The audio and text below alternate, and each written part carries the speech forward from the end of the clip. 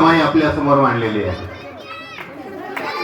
पण सुंदर रमाई मांडली, पण हिच्या जीवनासाठी तुम्ही जे आपण जे आर्थिक सहाय्य करायला पाहिजे होतं, मला वाटतं बरेच लोक या गोष्टीकडे लक्ष देत नाही. कारण आम्ही सर्वांनी लक्षात ठेवलं पाहिजे की बाबासाहेबांनी आम्हाला भिकारी नाही ठेवलेलं आहे, देणेकरी बनवलेलं आहे. आज एवढी मुलगी,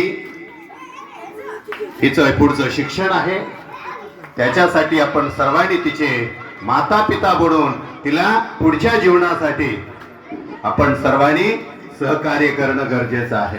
तर सर्वांनी या मुलीला आपण कुठल्या ना कुठल्या माध्यमातून आशीर्वाद रूपी आपण सहकार्य करणं गरजेचं आहे.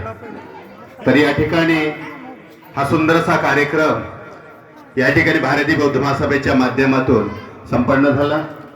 तुम्ही सर्वांनाही अमूल्य वेळ देऊन या ठिकाणी या कार्यक्रमाला